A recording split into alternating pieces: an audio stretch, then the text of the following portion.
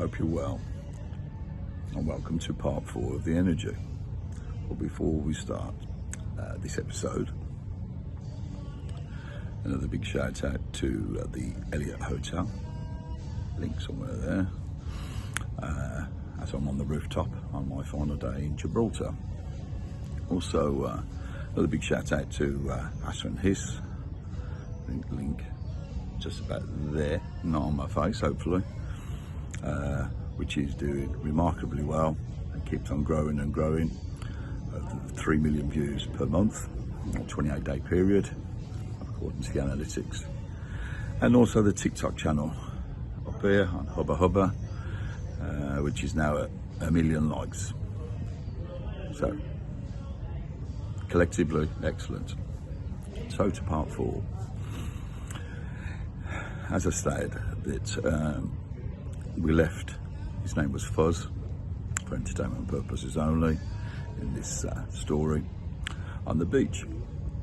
So we thought. So in the morning, when I was leaving an apartment, a couple of girls I knew that were workers from Coventry, I think I remember, had said, "Oh, I think something's gone on the beach."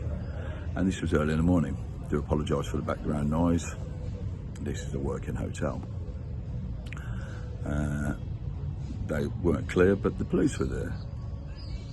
So with that, I went down to the beach, and Dave's friend, Keith, who was also a DJ of sorts, was looking very bemused and all forlorn. And I said to Keith, "What's going on?" Keith didn't say anything. However, a Greek gentleman approached me and they said, "Your friend?" And I thought he was talking about Keith, and I said, "Yes, my friend." And with that, we were put into a vehicle. Obviously, they were police. Now, my group wasn't very good at the time. Not that it's much better now, but enough to get by. Not then. We were then taken to a police station in a place called Athendu, which is a little way from Faliraki.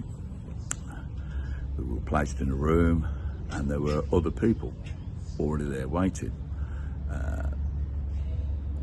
2 of Dave's other friends, and then we could hear screaming and shouting from the room, and it was somebody with a Greek accent speaking English, shouting things to a person who was evidently English, and all we could hear was from the English voice, "I do not know, I don't know, I don't know." It didn't sound very good. In fact, it sounded awful. One of the people that were waiting there was Dave, and I said, "Dave, what's going on?" And Dave didn't really want to say anything. What transpired, I later found out, is that the guy that was left on the beach, whose name was Fuzz for the sake of this story, had passed out because of the amount of alcohol, and that jokingly everybody had buried him in sand up to his head. I think photos were taken, again I later found out, and that this all happened after Set Disco Bar Faliraki. I'd been there because I'd obviously gone off, and it was a very unusual situation. But apparently Fuzz had died, and they were trying to, or attempting to, arrest us all on a murder charge, which, you know, if you've not done anything, any charge, is ridiculous. However, for murder is even worse. But fortunately for myself and for Dave, Stratford caught wind of what had happened, came out and managed to liberate both Dave and myself, much to my relief. However, Dave's friends, who were the ones that came over with Fuzz, had to remain in the police station and weren't so lucky. And this went on, and then eventually Dave admitted that yes, they had gone back for fun and jokes, had buried Fuzz up to his neck, and taken a load of photos, just tomfoolery, and then left him on the beach. The guy that was screaming, being questioned, had also fell asleep because of the amount of alcohol we had drank. But there wasn't any malice in it other than tomfoolery between friends.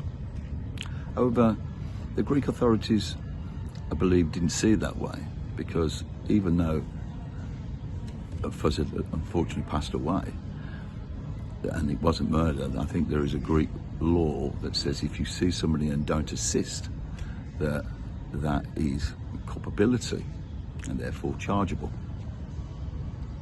Not good for the boys and not good for, obviously, Fuzz. After an autopsy, it transpired that Fuzz, even though he was quite athletic back in the UK, had a weak heart, and he'd suffered from a heart murmur of sorts, and it was coincidental what had gone on, especially with the alcohol.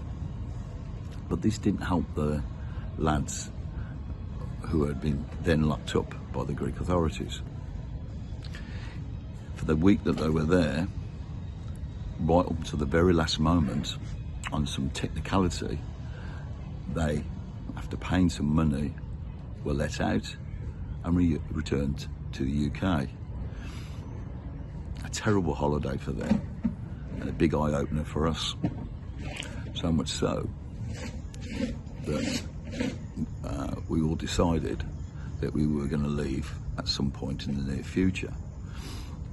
But other things turned out to accelerate that process, and this we'll come to in the next episode, because from out of the frying pan we went into the fire, and the rivalry that happened between the garage and the NRG exploded to something quite magnificent in a bad way. So with that, I don't want to bore you anymore. I'll leave it to the next episode. Take care.